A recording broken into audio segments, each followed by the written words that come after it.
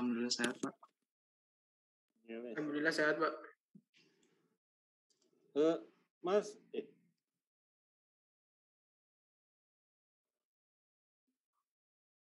Oke. Tunjukin ke saya, Mas, Mbak, yang itu hasilnya yang pakai PowerPoint oleh kelompok 1 boleh sampai itu.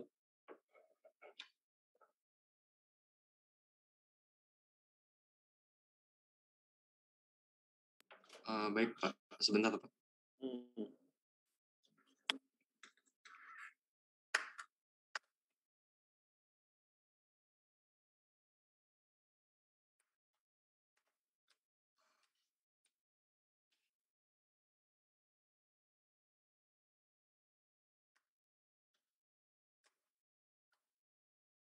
Dirimu yang di Malang, yang kos paling jauh, kamu kosnya di mana? Yang merasa paling jauh dari kampus? Sama Mas Mbak.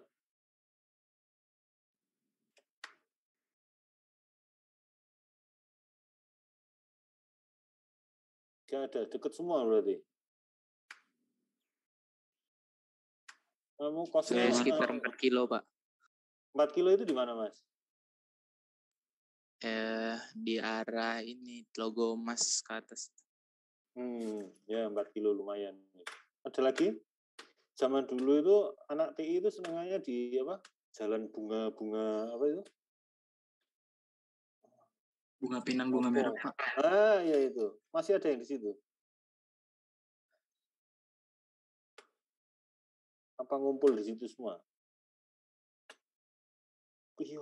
Warna pink ya Allah.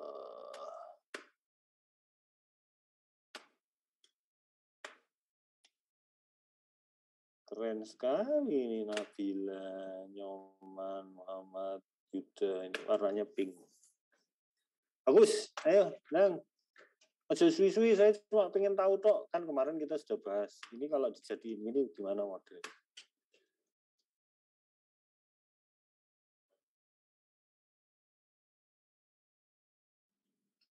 Izin presentasi nih, Pak.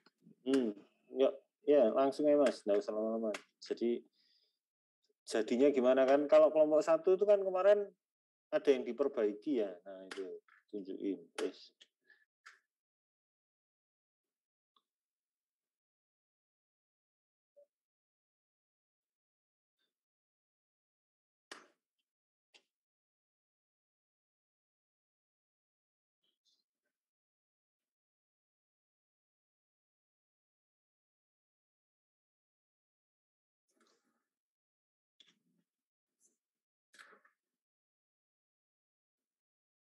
Halo?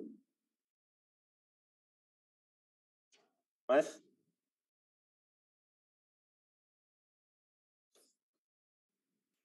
Iya, Pak. Iya, jelasin cepetan. Nggak apa-apa. Maksudnya tapi nggak usah detail satu-satu. Jangan dibaca semua gitu loh maksud saya.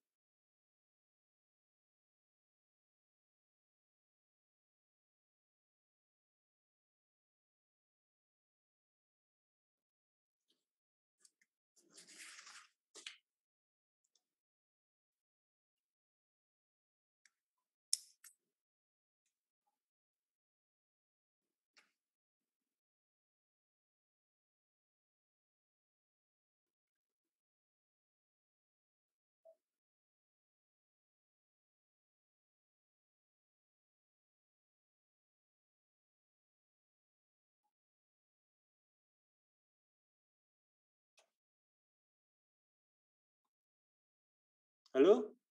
Nah kok menang kabeh ini terus saya ngerti ini apa? Ya maaf Pak, izin ini ya Pak. Jadi ini kita di PT Gudang Garam ini itu sistemnya aliran rantai pasok tembakaunya yang kita fokusin. Nah rumusan masalahnya itu bagaimana sih aliran rantai pasoknya tembakau di PT Gudang Garam. Terus kita nganalis, terus di karakteristik sistemnya itu lingkungan atau environment-nya itu kita pemasok atau supplier. Lalu untuk komponennya itu petani tembakau, untuk inputnya itu tanaman tembakaunya, dan outputnya itu data panen tembakaunya. Nah, di sini tuh untuk elemennya pengambilan keputusannya itu dari PT Gudang Garamnya itu sendiri. Lalu untuk tujuannya yaitu mempermudah dan mempercepat pencatatan hasil panen tembakaunya. Nah, untuk ukuran kinerjanya itu dari terintegrasinya rantai pasok. Lalu untuk variabel keputusannya yaitu panen tembakau. Selanjutnya dilanjutkan oleh teman saya. Selanjutnya yaitu ada stakeholder. Yang pertama ada sistem owner. Sistem ownernya ini yaitu PT Gudang Garam sendiri. Terus sistem usernya yaitu karyawan perusahaan. Sistem customernya itu kan konsumen. Sistem analisnya yaitu menggunakan ERP.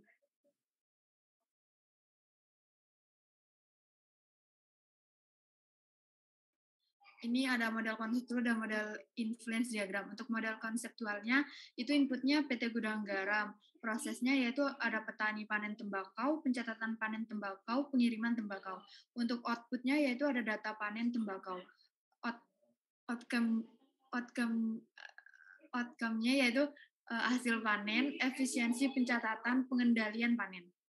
Yang model influence diagram yaitu sistem ERP PT Gudang Garam, yaitu ada sistem berbasis barcode, di mana sistem berbasis barcode ini untuk mendata nama petani, luas lahan, jenis tembakau, dan variantasinya. Sedangkan di sini juga ada manajemen barang jadi, sistem robotika ini ada untuk berguna operasional pabrik, mesin blending, dan pengujian rokok. Kemudian ada akuntansi dan keuangan, dan pengadaan barang.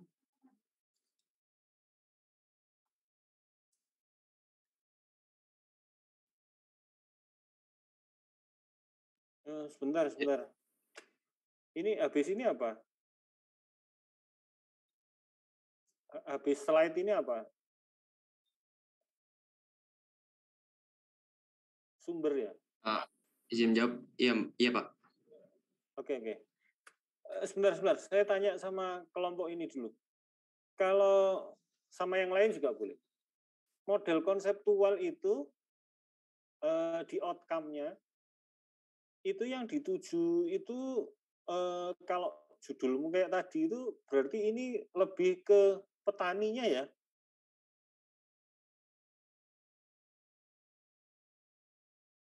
Itu loh bacaan tulisanmu sendiri, bukan saya loh ini. Saya nanya itu karena tulisanmu seperti ini. Gudang garam itu kalau input itu kan berarti gudang garam butuh sekian. Kemudian saat proses itu dimulai petani panen tembakau, kemudian dicatat, dikirim. Outputnya data panen tembakaunya itu balik lagi ke gudang garam atau di petani? Ke gudang garamnya, Pak. Di gudang garamnya, oke. Benar ya? Setuju saya. Tapi outcome-nya?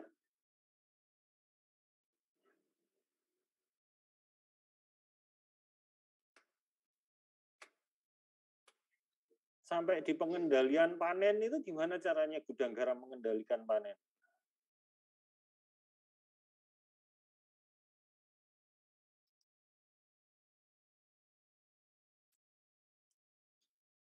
Kamu kan dapat dari jurnal ini ya?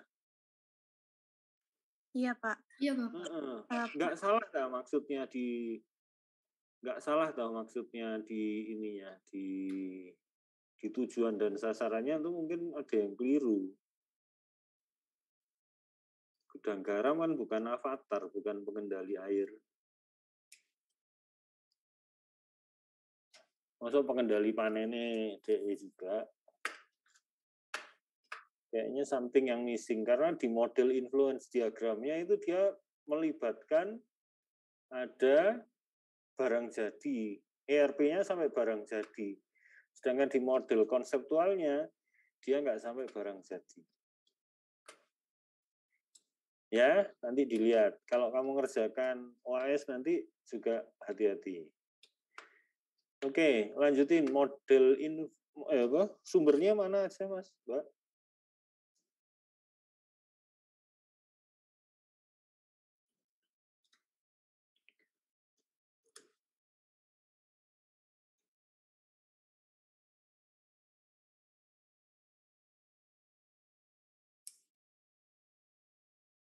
Kok balik lagi? Maaf Pak, buat sumbernya belum dicantumin di slide-nya Pak. Mau langsung ke filenya aja Pak. Nggak usah wis, ya wis. Gitu dulu. Oke. Lanjut. Ini lanjut kelompok lainnya Pak, buat yang Ya. bagian menu ini Pak. Iya, kelompok lainnya. Oke, ini dulu. Oke. Makasih Pak. Nggak sama-sama.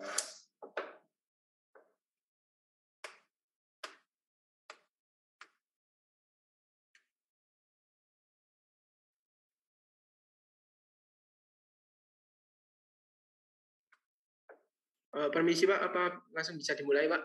Bisa. Baik, Assalamualaikum warahmatullahi wabarakatuh.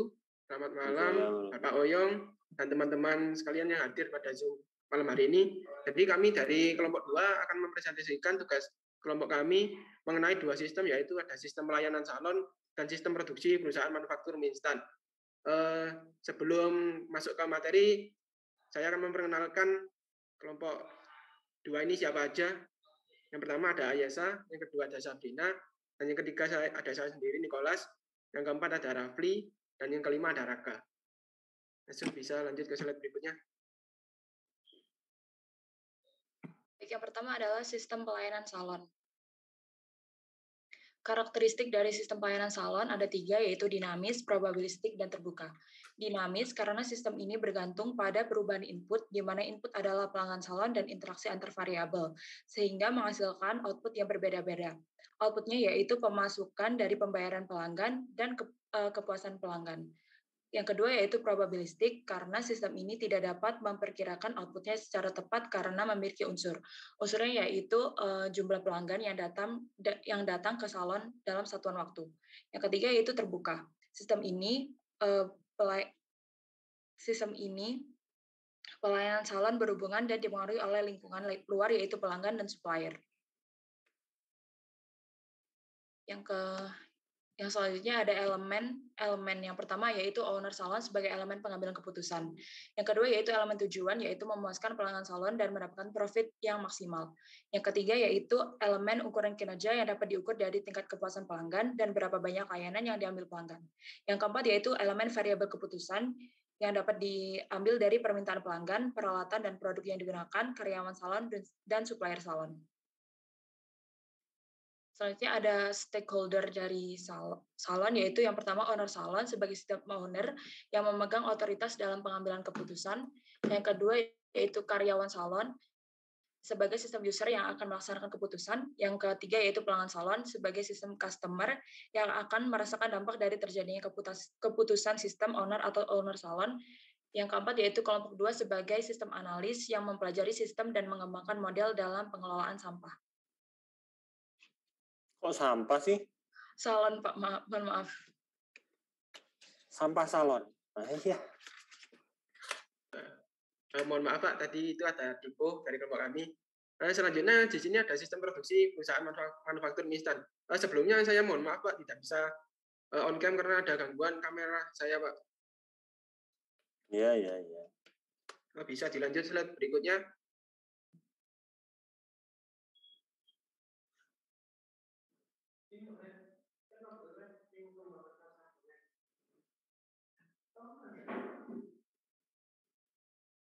Sebentar ya, macet. Mohon maaf.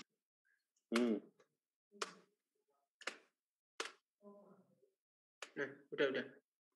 Di sini nama sistemnya yaitu sistem produksi perusahaan pada manufaktur mie instan. Nah, yang pertama ada karakteristik sistem. Di sini kami mendapatkan 5 dari karakteristik sistem produksi perusahaan manufaktur mie instan ini. Yaitu yang pertama ada input. Mengapa ada input? Karena pada sistem produksi ini perusahaan manufaktur itu memiliki suatu input yaitu berupa bahan baku dalam pembuatan mie instan tersebut. Lalu yang kedua ada pengolahan sistem atau yang bisa dinamakan proses. Karena pada sistem ini itu terdapat suatu proses produksi yang melakukan pengolahan dari bahan baku menjadi suatu output yang berupa mie instan. Lalu yang ketiga ada output yaitu mie instan itu sendiri. Lalu yang keempat di sini ada batasan sistem karena pada sistem ini hanya membahas tentang sistem produksi perusahaan manufaktur mie instan, maka pada sistem ini itu dibatasi hanya kegiatan produksi mie instan tersebut.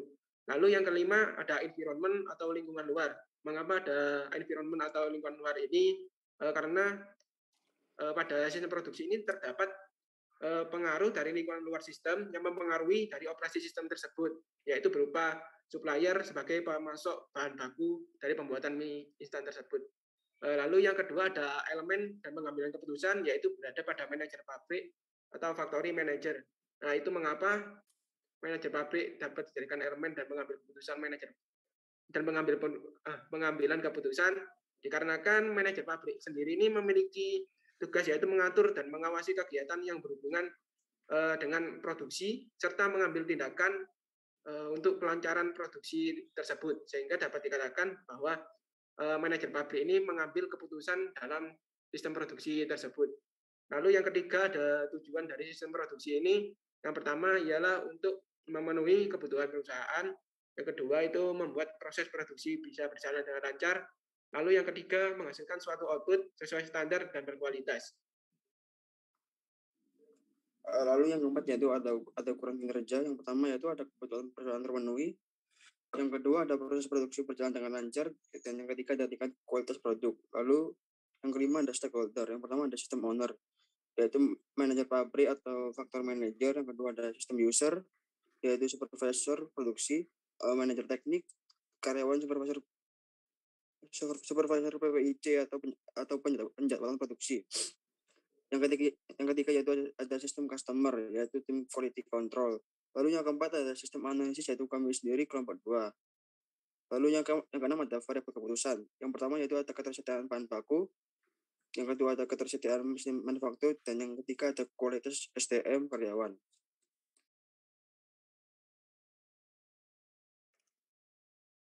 Lalu berikutnya, pada mie instan ini terdapat bahan baku dan proses produksi. Bahan baku tersebut terdiri dari tepung terigu, tepung tapioka, air, alkali, minyak nabati, cabai bubuk, garam, dan MSG. Lalu pada proses produksi terjadi pencampuran, pengepresan, pembentukan untayan, pengukusan, pemotongan dan pencetakan, penggorengan, pendinginan, dan pengemasan. Lalu pada bahan pengemasan produk terdapat plastik kemasan yang untuk mengemas bumbu, cabai bubuk, minyak nabati, dan mie instan itu sendiri. Lalu terdapat bahan kardus agar produk aman saat didistribusikan.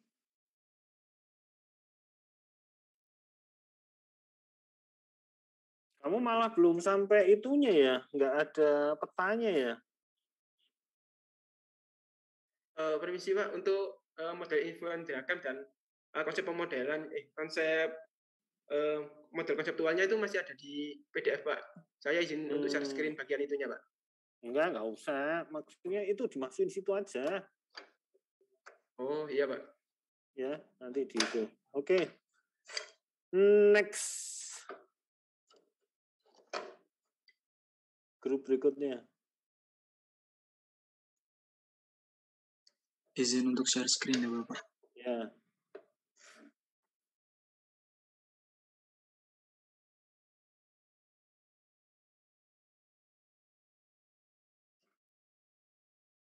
Assalamualaikum warahmatullahi wabarakatuh.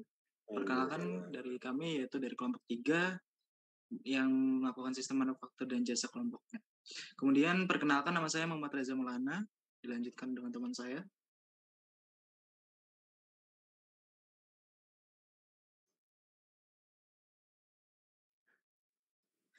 Perkenalkan, nama saya Muhammad Mawar Najib. Saya Zara Tuniswa Sulaiman.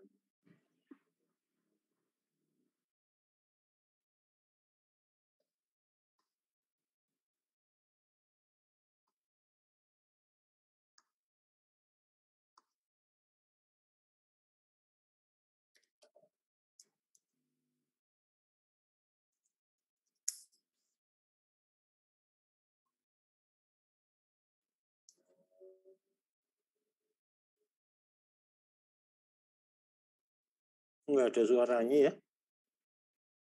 Apa di tempat saya yang enggak itu? Permisi Pak, apa terdengar? Oke. Ya, jadi di perusahaan ini tuh menggunakan sistem probabilistik. Hal ini dikarenakan perusahaan ini masih belum bisa memprediksi secara akurat apabila terjadi lonjakan permintaan ataupun penurunan permintaan, sehingga nanti bisa menyebabkan kurangnya bahan baku apabila terjadi lonjakan dan kerugian produksi akibat kelebihan karena permintaannya menurun. Dan stakeholder dalam sistem ini yaitu ada sistem owner yang dari PT Tekstil Industri Jaya sendiri, sistem user itu ada karyawan, perusahaan, supplier, dan vendor, terus sistem customer itu ada pelanggan, dan sistem analis itu ada enterprise resource planning dan manajemen perusahaan. Lanjut di sini ada elemen pemecahan masalah. Untuk pengambilan keputusannya yaitu PT Tekstil Industri Jaya. Untuk tujuannya ada 3. Yang pertama, menentukan jumlah produksi. Yang kedua, menekan biaya pengeluaran. Dan yang ketiga, memastikan proses perencanaan dan pengadaan bahan baku yang sesuai. Untuk ukuran kinerjanya itu dapat memenuhi lonjakan permintaan dalam keadaan apapun dengan waktu yang tepat dan efisien. Untuk variabel keputusannya ada 3. Yang pertama, kuantitas jumlah produksi dan kualitas hasil produksi. Kedua, biaya produksi. Dan yang ketiga, kuantitas bahan baku. Bisa next.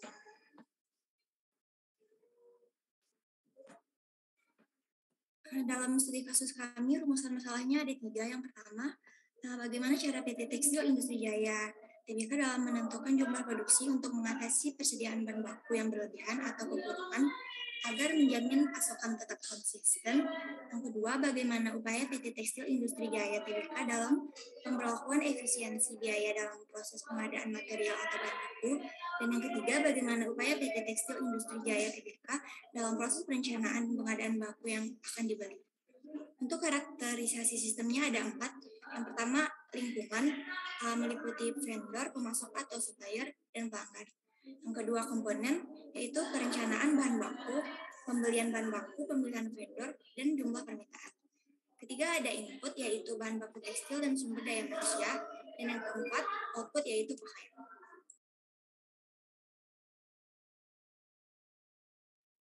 Berikut model konseptualnya. Yang pertama, inputnya PT Tekstil Industri Jaya Tbk. Untuk prosesnya, pengadaan material, perencanaan bahan baku, pemilihan vendor, pembelian bahan baku, dan supplier.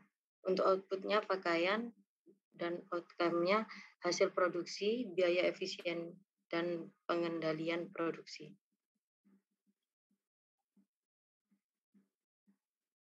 Model influence diagramnya.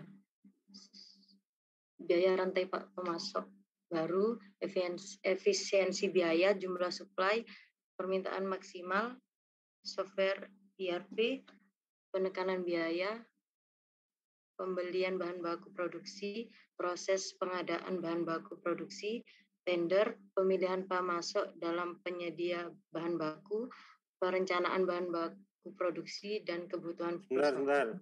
Berhenti saya lihatnya aja, jangan dijelasin kan. Jelasin diagram ini kan repot.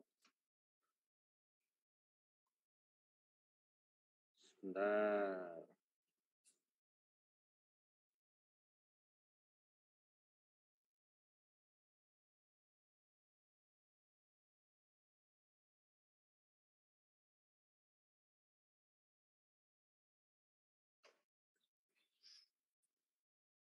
Ya wis, terusin dulu, nanti saya tanya sesudah ini. Tanyanya buat semua. Terusin aja. Ini jangan dibahas lagi. Kemudian di sini ada industri jasa yaitu dari PT JNT. Kemudian nama sistem yang digunakan yaitu sistem probabilistik. Hal ini dikarenakan di sistem ini sama dengan halnya yang digunakan pada PT JNT, di mana operasi yang dilakukan pada sistem ini tidak dapat diperkirakan secara yang pasti, yang dapat menyebabkan persediaan yang barang yang numpuk. Kemudian di stakeholder-nya sendiri, pada sistem owner ya, yaitu ada PT JNT, kemudian pada sistem user ya, kurir dan karyawan perusahaan, kemudian sistem customer-nya, pelanggan, kemudian sistem analisisnya, sistem ERD. Kemudian elemen pemecah masalah. Yang pertama, pengambilan keputusan yaitu dari PT JNT. Kemudian dari tujuannya, agar terjadinya pengoptimalan biaya yang tergantung SAP, karena jika tersebut berhasil dengan baik, maka kebutuhan produksi akan optimal. Kemudian, untuk ukuran kinerjanya dapat memenuhi permintaan dalam keadaan apapun, dengan waktu yang efektif dan efisien. Kemudian ada variabel keputusan, yaitu ada supplier dan permintaan. Lanjut. Yang pertama ada rumusan masalah. Yang pertama, di rumusan masalah ini bagaimana penerapan sistem pembayaran COD atau cashless kepada perusahaan. Kemudian yang kedua, bagaimana sistem pengiriman barang yang terdiri dari proses pemesanan sampai pengiriman barang, sehingga membantu perusahaan dalam kegiatan pengiriman barang. Kemudian yang ketiga, bagaimana pemberlakuan efisiensi biaya pada proses pengiriman barang. Kemudian ada karakterisasi sistem. Yang pertama, di lingkungannya yaitu supplier dan pelanggan. Kemudian untuk komponennya sendiri jumlah permintaan yaitu atau bisa dibilang untuk pengiriman. Selanjutnya yaitu model konseptual. Di sini inputnya yaitu terdapat PTJNT, untuk prosesnya yaitu terdapat pengadaan kurir, perencanaan pengiriman, dan pemilihan kurir. Untuk outputnya yaitu pengiriman barang, dan untuk outcome-nya yaitu penilaian kurir dan penilaian PTJNT. Selanjutnya yaitu model influence diagram. Di sini menggunakan software ERP, di mana terdapat efisiensi waktu, jumlah pengiriman, permintaan maksimal, perencanaan pengiriman, kebutuhan perusahaan, dan penekanan biaya.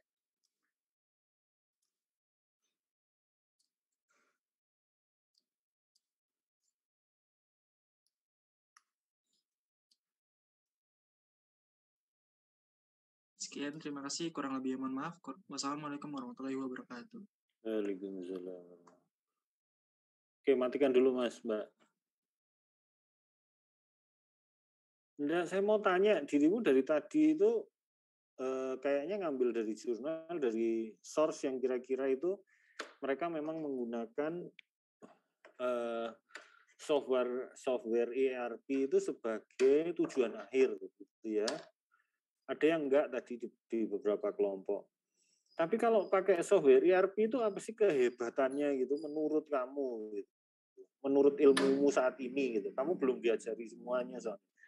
Kalau ada ERP itu sebenarnya kira-kira itu dia ngapain gitu sistemnya kok semuanya itu menuju ERP gitu.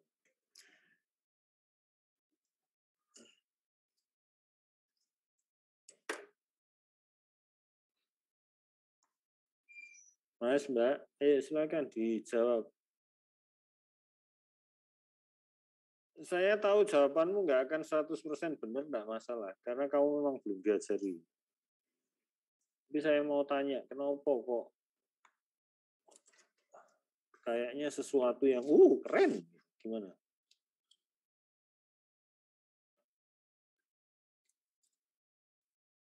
Izin jawab, Pak. Gimana Mas? Di sini kami menggunakan ERP untuk mengolah sistem proses bisnisnya, Pak, yang telah dibuat standarisasinya agar berjalan sesuai dengan yang telah ditargetkan. Gitu. ERP kok apa sih kepanjangannya apa sih? Jangan kamu tok, yang lainnya saya tanyanya. Thank you ya Mas. ERP itu apa sih? Oke, thank you.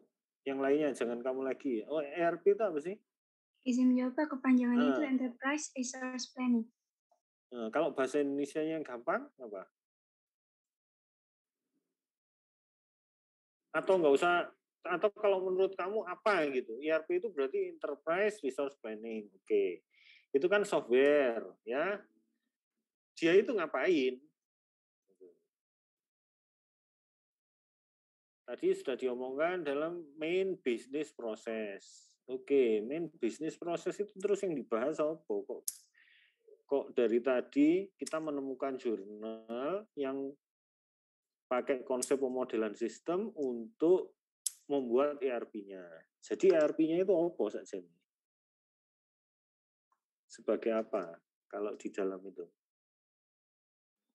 Izin menjawab, Pak. Kalau menurut saya ERP itu berguna untuk dalam mengelola dan mengelola aktivitas operasional dalam bisnis itu, Pak. Tapi yang memasukkan adalah kita ya. Benar ya Mas ya? Benar Pak. Iya kan? Kan kita toh, makanya pakai konsep pemodelan sistem dulu. Baru hasil akhirnya bisa dikonvert ke ERP. Jadi makanya kenapa kok mungkin dulu ada yang ikut di kelas saya dari awal ngomong konsep pemodelan sistem itu dulu kakak kelasmu itu diberikan saat mereka sudah mahir di berbagai bidang. Kemudian di eramu itu diubah, malah harus diberikan ke mahasiswa yang belum tahu apa-apa, karena untuk mempermudah pengerjaan di mata kuliah yang lain. Sehingga derajatnya diturunkan, tidak membahas detail sampai, jadi IRP-nya sampai detail. Kalau dulu kakak kelasmu didetailin itu sampai dalam. Makanya sekarang kalau saya sama Bu Ida senengannya pakai contoh yang banyak, kamu disuruh menyelesaikan. Beda sama yang dulu. Gitu ya. Jadi balik lagi bahwa KPS-nya itu berfungsi gitu loh. Jadi IRP-nya itu nanti gitu. Kamu sudah belajar itu dia software aja, tapi basicnya ada di mata kuliah ini. Oke, berikutnya.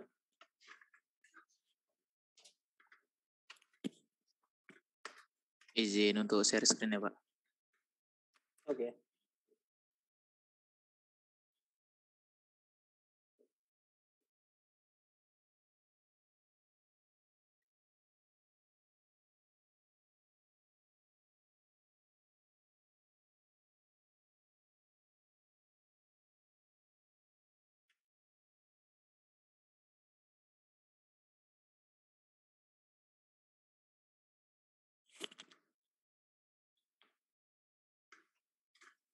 Baik, Assalamualaikum warahmatullahi wabarakatuh. Kami di sini dari kelompok 4 akan mempresentasikan hasil tugas kelompok kami. Ya, sebelum itu saya memperkenalkan anggota kelompok saya yang terdiri dari yang pertama saya sendiri yaitu M. Bayu Prasetya, terus ada Sultan Attar Fatullah Hanif, terus ada Faras Auliano Mahatma Putra, terus ada Murifatus, dan yang terakhir ada M. Aufadani. Nah, untuk yang pertama itu ada membahas tentang industri jasa. Jadi di sini kami mengambil sistemnya itu sistem informasi transaksi GrabBike. Nah, adapun rumusan masalah yang ada pada sistem ini adalah bagaimana sistem informasi transaksi pada aplikasi Grab terhadap kepuasan driver. Nah, yang kedua ada bagaimana sistem informasi transaksi pada aplikasi Grab terhadap kepuasan pelanggan. Nah, di sini kami mencoba mencari tahu gimana efek dari aplikasi GrabBike ini terhadap kepuasan dari drivernya dan juga dari kepuasan pelanggannya. Dan kemudian ada klasifikasi sistemnya, di mana ada klasifikasi sistem ini termasuk kepada sistem yang terbuka karena sistem ini bukan hanya sekedar di dalam lingkup sistemnya aja, tapi sistemnya ini juga berhubungan dengan Sorry, Mas, ya, Mbak, ya, Pak. Kameranya kita matiin aja ya. Saya di sini internetnya nggak karu-karuan ini, bisa mati. Kameramu matiin aja. Baik, Bapak. Baik, Pak. Oke, let's go. Baik, izin melanjutkan. Mendingan. Oke. Izin melanjutkan ya, Pak. Ya. Dan itu kenapa dia sistem terbuka, karena ya sesuai yang telah saya bilang tadi bahwa sistem ini berhubungan juga dengan lingkungan luarnya, di mana berhubungan dengan pelanggan-pelanggannya, terus juga partner-partnernya yang lain juga. Terus sistem ini juga termasuk ke dalam sistem probabilistik, di mana nilai sistem ini dapat berubah-ubah dan juga tidak dapat ditentukan. Terus ada pun elemen-elemen yang ada di dalam sistem ini. Yang pertama ada pihak pengambil keputusannya, di mana di situ terdiri dari CEO Grab dan juga ada investor. Terus ada pun tujuan dari sistem ini adalah memberikan kepuasan kepada para driver dan pelanggan atas pelayanan sistem informasi transaksi Grab. Dan ada pun ukuran kinerja di sini adalah driver dan pelanggan merasa puas atas pelayanan sistem informasi transaksi Grab. Adapun variabelnya adalah yang pertama itu yang diukur adalah keakuratan sistem informasi dalam memproses data, itu di mana berhubungan semisal tentang lokasi dari customernya. Dari semisal dengan adanya keakuratan ini itu bisa menentukan gimana tuh kepuasan dari customer maupun drivernya. Terus juga ada tingkat kesalahan atau error pada sistem informasi transaksi Grab ini.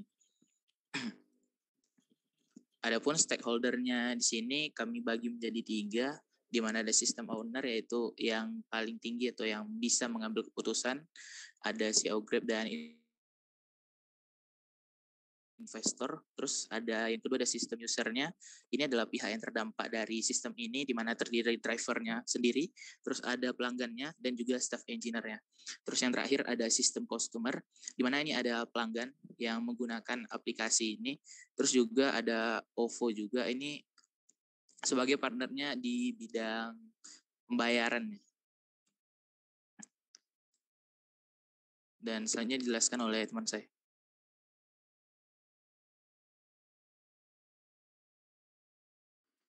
Ya, baik. Mungkin di sini modelnya, mohon maaf kurang agak jelas. Jadi ya,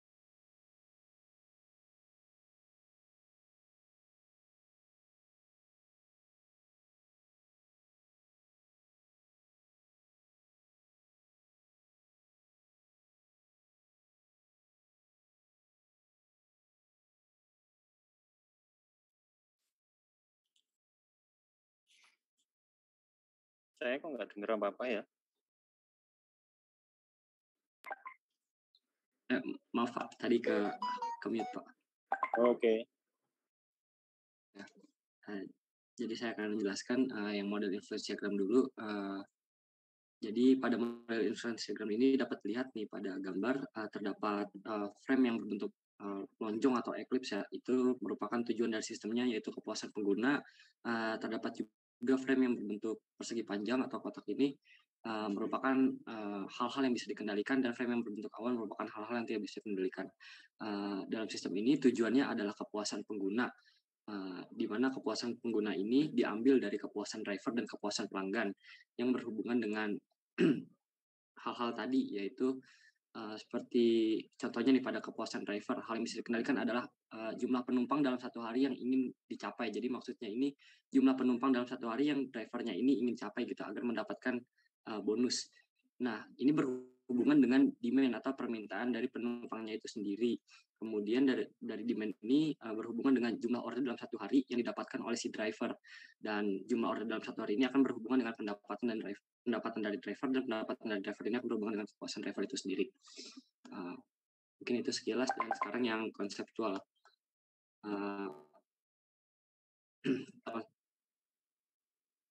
Pada konsep diagram terdapat inputnya itu ada driver, ada pelanggan, ada partnership, ada aplikasi, dan ada kendaraan. Kemudian prosesnya adalah dengan merancang sistem informasi yang mudah digunakan, merancang sistem informasi yang memiliki tingkat keakuratan yang baik dalam menentukan lokasi, kemudian bekerja sama dengan mitra lain, dan lain-lain. Kemudian outputnya adalah menciptakan kepuasan bagi para driver, menciptakan kepuasan bagi para pelanggan, membangun citra yang baik pada perusahaan, dan membangun relasi bisnis dengan mitra kerja lain.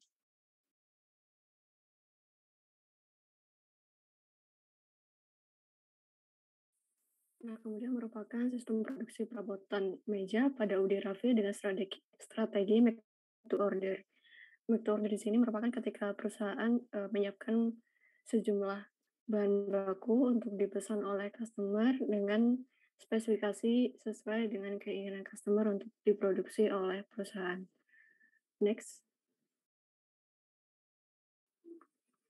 Di sini rumusan masalahnya adalah bagaimana antisipasi yang dapat dilakukan jika diperkirakan jumlah order yang dilakukan tidak akurat, sehingga dapat mengakibatkan kehabisan stok bahan baku dan menurunnya kualitas produk. Kemudian untuk klasifikasi sistemnya adalah yang pertama termasuk sistem terbuka, yaitu sistem yang berinteraksi dengan lingkungannya, dan sistem probabilistik, yaitu sistem yang nilainya tidak dapat diperkirakan secara pasti dan memungkinkan terjadinya penyimpangan.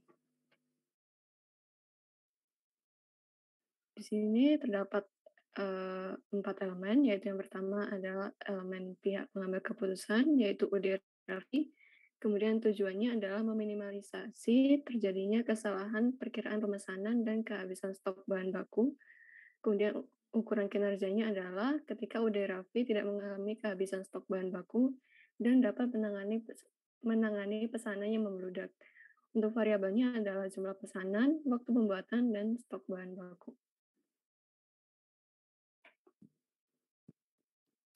Stakeholder yang ada di sistem ini adalah yang pertama sistem owner-nya yaitu UD Raffi atau pemilik UD Raffi, kemudian sistem usernya juga ada UD Raffi, sedangkan sistem customer-nya adalah supplier sebagai pemasok bahan baku dan pelanggan sebagai pemesan barang yang akan diproduksi.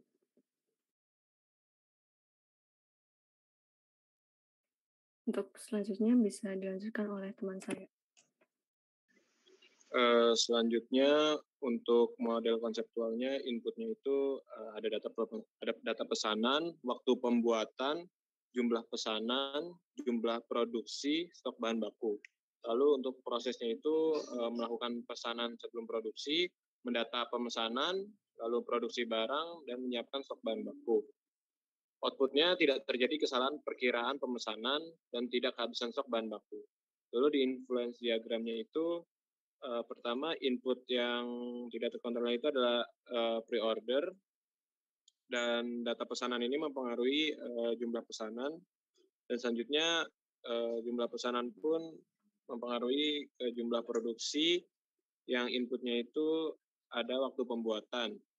Lalu stok bahan baku pun dipengaruhi oleh jumlah pesanan, dan outputnya yang diharapkan yaitu tidak kehabisan stok bahan baku dan tidak terjadi kesalahan perkiraan permintaan.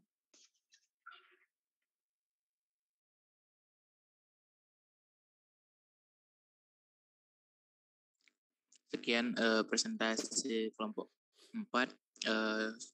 Apabila ada kesalahan mohon dimaafkan. Assalamualaikum warahmatullahi wabarakatuh. Waalaikumsalam warahmatullahi wabarakatuh.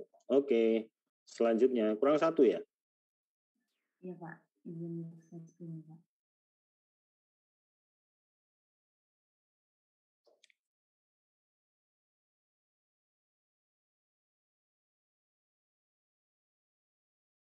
Ntar jangan diterusin dulu. Kelompok 4 tadi itu dapatnya kemarin tuh ya dari jurnal loh Mas, Mbak. Iya benar Pak, dari jurnal. Yang jasa ya, yang manufaktur ya? Ya manufakturnya bukan dari jurnal Pak. Buat sendiri? Kebetulan iya Pak. Kok bagus? Nek ngono caramu kan ketwinge oleh A. Ya Pak, sebelumnya emang sempat ada mata kuliah yang survei ke perusahaan manufaktur itu Pak. Kurangnya. Yang ngono ta. Oke, good. Ya wis. Enggak, saya heran aja maksudnya kok dirimu nggak pakai sesuatu yang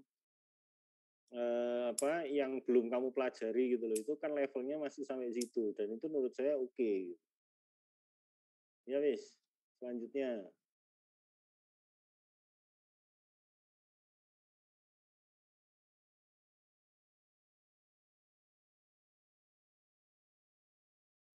Assalamualaikum warahmatullahi wabarakatuh. Sebelumnya izinkan saya memperkenalkan kelompok saya terlebih dahulu. Perkenalkan kami dari kelompok 5. Kami beranggotakan 4 orang. Mungkin bisa di next slide-nya. Ya, dari saya sendiri Ilham Ardian, lalu ada 3 teman saya yaitu Anissa Nur Erdina, Dimas Bintang Maulana, dan juga Salsabila Sultanah. Bisa di next. Ya, di sini kami menggunakan jurnal yang manufaktur, yaitu dari jurnal yang judulnya Sistem Produksi Berbasis Odoo pada PT Primarindo Asia Infrastruktur Tbk dengan metodologi ASAP Proceeding of Engineering. Dan yang jasa yaitu dengan jurnal berjudul Evaluasi Sistem Manajemen Sediaan pada Ahas X di Suweta Barat, Lombok. Mungkin bisa dilanjutkan.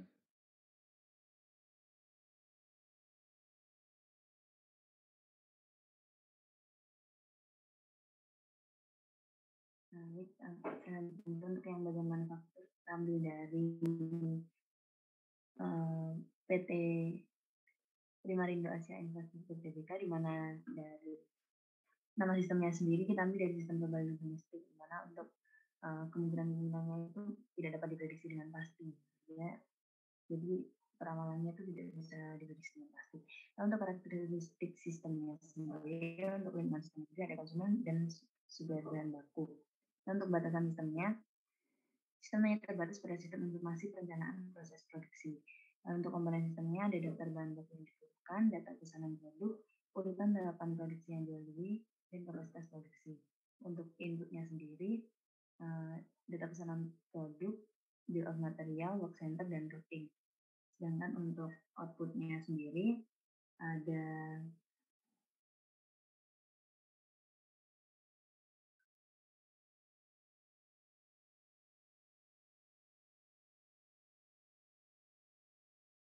production order dan order planning. Untuk rumusan masalahnya itu kita ambil yang pertama, bagaimana cara mengorganisir dokumen penjadwalan dan laporan proses produksi pada bagian produksi pada Primarindo Asia Infrastruktur Tbk. Lalu yang kedua, bagaimana cara mengintegrasikan aliran proses bisnis dari unit kerja yang saling terkait dengan bagian produksi pada Primarindo Asia Infrastruktur Tbk.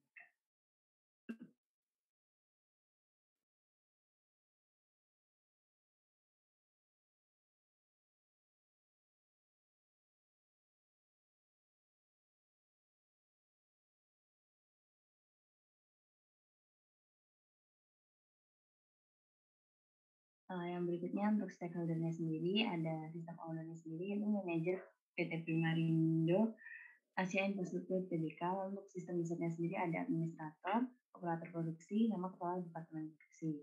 Untuk sistem customer-nya sendiri yang menggunakan konsumennya, lalu untuk modelnya kepala departemen produksi dan juga peneliti.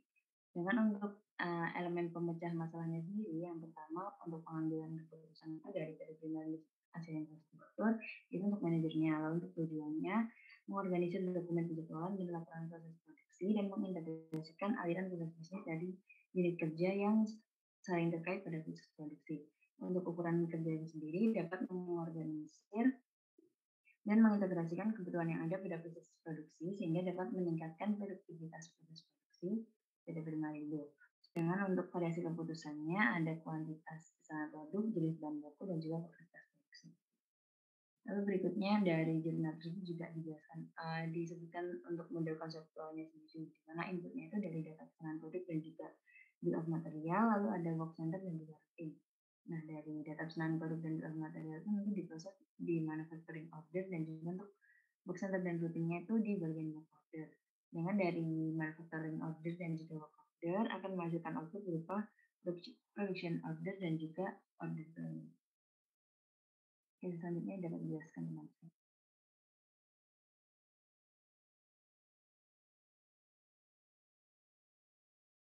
Untuk selanjutnya ialah dari jasa bengkel otomotif Ahas.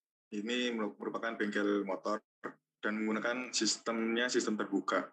Lalu karakter sistemnya sendiri ialah dari lingkungan sistemnya, pertama konsumen, supplier spare part, lalu produsen spare part. Dan batasan sistemnya menggunakan sistem manajemen sediaan. Inputnya permintaan barang, sediaan barang, permintaan atas mekanik. Lalu outputnya pencatatan dan dokumentasi sediaan, pengaturan penyimpanan barang. Lalu rumusan masalahnya ialah yang pertama, bagaimana proses perencanaan terkait pengadaan sediaan menjadi tepat dengan kondisi badan usaha. Lalu yang kedua, bagaimana terciptanya pengaturan penyimpanan barang yang tepat pada bengkel Ahas. Next.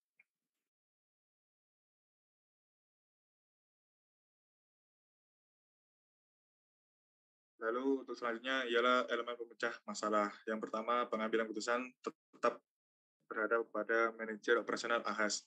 Lalu yang kedua, tujuannya ialah menyimbangkan kebutuhan perencanaan terkait pengadaan sediaan spare part pada bengkel Ahas, terciptanya pengaturan penyimpanan barang atau spare part yang tepat pada bengkel Ahas. Untuk ukuran kinerjanya dapat menyimbangkan kebutuhan perencanaan dikarenakan jika sediaan terlalu banyak, maka akan meningkatkan biaya perawatan, penyimpanan, dan lainnya. Lalu yang keempat, variabel keputusan ialah menentukan kuantitas jumlah sediaan. Lalu dari stakeholder-nya sendiri, sistem owner-nya ialah pemilik dan wakil pemilik. lalu sistem user, pencatat forecasting, manajemen keuangan, personal fisik, lalu sistem customer, penggunaan jasa. Next.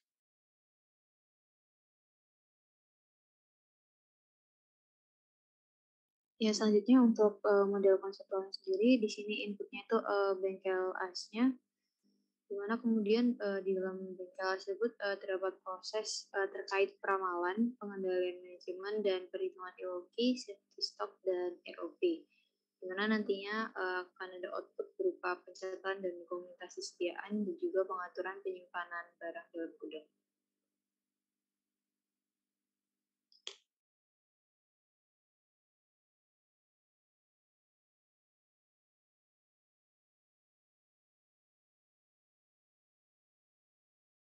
Evaluasi sistem manajemen. Oke, sudah selesai ya? Oke, ini saya komentari dulu ya. Jadi kalau menurut saya, jurnal yang Anda sampaikan hari ini itu beberapa itu kurang tepat. Kurang tepat itu bisa jadi karena jurnal itu dulu ada di level yang jurnalnya kurang baik gitu ya. Tapi nggak masalah, dia sudah diakui bisa terbit tuh artinya oke gitu ya. Tapi ada beberapa yang kurang tepat gitu menurut saya, terutama yang tadi yang awal kayak gudang garam itu nggak sama. Coba nanti dilihat lagi yang di tujuannya itu apa. Jadi kayak yang terakhir tadi malah yang AHAS itu menurut saya malah benar gitu ya. Jadi dia memang berusaha mengurangi jumlah kuantiti barang yang ada di AHAS. Nah itu kan tujuannya dari awal, dari sistemnya itu memang seperti itu. Nah yang saya harus tekankan ke Anda itu, nanti sesudah Anda ngambil mata kuliah ini itu, mata kuliah ini nanti itu adalah dasar Anda kalau Anda mengamati tadi, seperti yang kelompok 4 tadi itu ada yang survei ke mata kuliah, ada mata kuliah yang ngajari survei ke perusahaan. Nah itu di situ Anda harus melihat sistemnya seperti apa, sehingga tidak salah. Karena beberapa kali kami ini menemukan beberapa mahasiswa itu tidak melihat sistemnya secara utuh gitu ya. Jadi yang diteliti yang terakhir itu kemarin sekitar sebulan yang lalu itu jadi perbincangan di dosen, sehingga kita harus merubah beberapa isian mata kuliah itu karena ada yang melakukan eksperimen. Eksperimennya ini tidak 100% di TI, jadi bekerja sama dengan teknik pengairan. Tapi sistem yang diambil itu tidak sesuai. Jadi yang seharusnya diamati itu adalah lapisan tanah yang tererosi gitu. Jadi ceritanya itu dia penelitian di Batu, berusaha untuk membuat tanah di Batu, terutama yang di arah Cangar, kalau Anda pernah ke sana, yang kapan itu banjir bandang itu tanahnya itu lapisannya bisa ditumbuhkan lagi gitu. Jadi pakai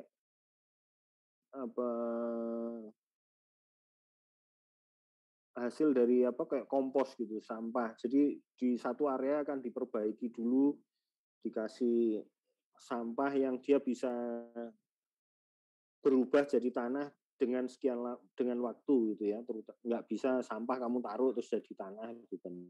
Itu sampahnya organik. Nah itu dia keliru melihat sistemnya, sehingga di hasil uji cobanya itu kita melihat ya bukan itu gitu ya maksudnya yang dirubah. Kayak tadi yang sebagai contoh dari yang tadi kamu tampilkan itu, kalau pakai ERP itu hanya eksekutornya saja. Kita itu yang melakukan proses masuknya, mengetahui sistemnya itu kita. Proses bisnisnya itu dari kita.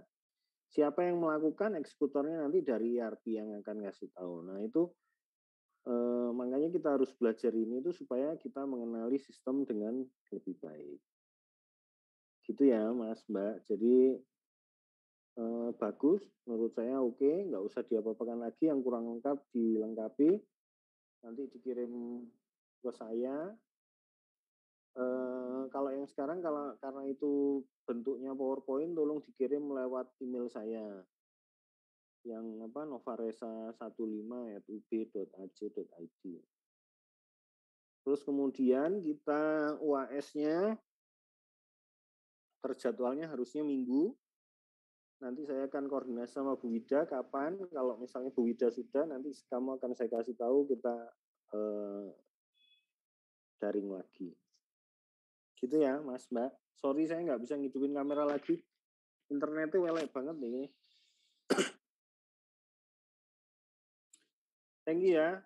Sampai ketemu nanti. Besok saya kabari lagi kapan kita UAS-nya. Itu yang perbaikannya kalau bisa besok malam udah dikumpulin ke saya ya, yang PowerPoint ya. Baik, Pak. Ya. Baik, Bapak. Thank you ya, mohon maaf. Selamat malam, sampai ketemu lagi. Assalamualaikum warahmatullahi wabarakatuh. Waalaikumsalam warahmatullahi wabarakatuh.